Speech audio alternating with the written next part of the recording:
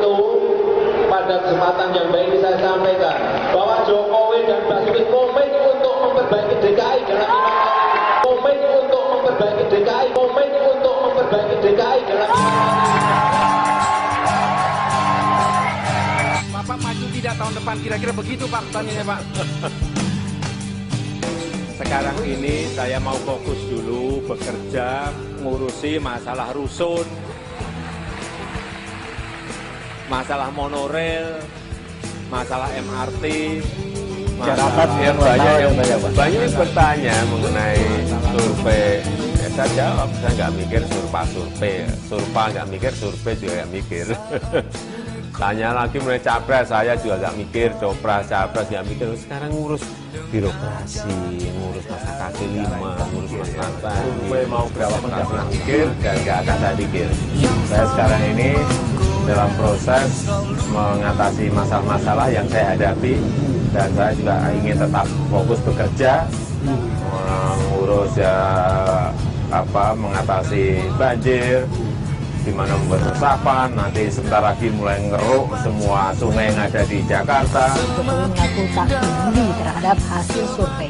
Bagi Jokowi, hal terpenting sekarang adalah menangani urusan warga Jakarta seperti banjir dan kemacetan. Jokowi pun menolak jika dicalonkan dan diganggu urusan apapun selain permasalahan. Tidak pernah mikir survei, sama sekali nggak pernah mikir. Jadi saat ini ya sekali lagi harus saya sampaikan, saya ingin tetap konsentrasi ngurusin rusun, ngurusin macet, ngurusin banjir, ngurusin ngeruk kali, ngurusin kampung deret, ngurusin gitu-gitu aja lah. Saya nggak mau diganggu, dipengaruhi, direcokin dengan hal yang saya sudah sampaikan bolak-balik kan, saya itu nggak mikir, saya itu fokus sekarang ini bekerja untuk Jakarta. Saya sudah pusing, meloncat sana, meloncat sini, itu nggak mikir. Jika Jokowi ternyata dicalonkan dari PDI Perjuangan sebagai calon presiden, bagaimana tanggapan Anda? Apakah Anda akan memilih Jokowi sebagai presiden atau tidak? Enggak, saya nggak milih. Saya kan ini kan masih punya utang sama Jakarta. Belum beres masalah banjirnya gitu. Oke gitu, cuman belum timingnya aja gitu, timingnya belum pas. Kami berdiri di sini di depan Anda semuanya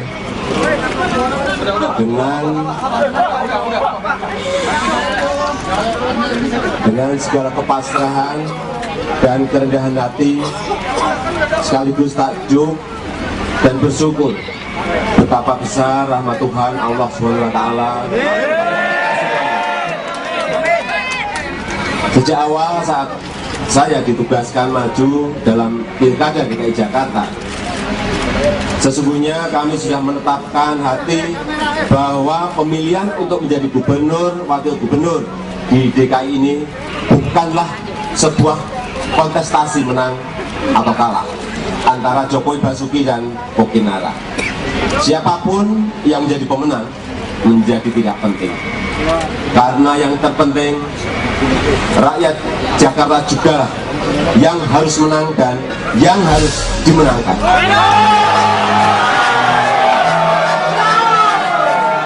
Atas rahmat dan taufiknya, pada hari ini, Senin, tanggal 15 Oktober 2012, kami Menteri Dalam Negeri atas nama Presiden Republik Indonesia dengan resmi melantik Saudara Insinyur Haji Joko Widodo sebagai Gubernur Daerah Khusus Ibu Kota Jakarta masa jabatan tahun 2012 sampai dengan tahun 2017. Kami percaya bahwa saudara-saudara akan melaksanakan tugas dengan sebaik-baiknya sesuai tanggung jawab yang diberikan.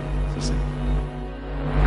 Sumpah atau janji ini di samping disaksikan oleh diri sendiri dan oleh semua yang hadir sekarang, juga penting disadari bahwa sumpah atau janji ini disaksikan oleh Tuhan Yang Maha Esa, karena Tuhan itu Maha mendengar dan Maha mengetahui. Sumpah atau janji ini adalah janji terhadap Tuhan Yang Maha Esa dan manusia yang harus ditepati dengan segala keikhlasan dan kejujuran. Demi Allah saya bersumpah. Demi Allah, saya bersumpah. Untuk yang beragama Kristen Protestan, saya berjanji. Saya berjanji Untuk seluruhnya akan memenuhi kewajiban saya akan memenuhi kewajiban saya sebagai Gubernur Daerah Khusus Ibu Kota Jakarta, sebagai Gubernur Daerah Khusus Ibu Kota Jakarta, sebagai Wakil Gubernur Daerah Khusus Ibu Kota Jakarta, sebagai Wakil Gubernur Daerah Khusus Ibu Kota Jakarta, dengan sebaik-baiknya dengan sebaik-baiknya dan seadil-adilnya, dan seadil-adilnya, memegang teguh Undang-Undang Dasar memegang teguh Undang-Undang Dasar Negara Republik Indonesia Negara Republik Indonesia tahun 1945. tahun 1900. Rasulullah pernah kasih referensi siapa saja yang termasuk golongan orang-orang munafik. Apa kata beliau? Satu hadis dari baginda Rasul, ayatul munafiki thalasun. Ada 3 tanda orang-orang yang munafik. Semoga 3 ini enggak ada pada diri kita. Apa yang pertama? Idza hadatsa kadzaba. Ketika dia berbicara, dia akan berbohong. Ketika lidahnya berucap, maka yang terlahir hanyalah dusta. Dia lakukan dengan perkataannya satu hal yang dusta, satu hal yang bohong, satu hal yang menipu kepada publik. Yang kedua, wa idza wa'ada akhlafa. Ketika mereka berjanji, mereka khianat, mengingkari.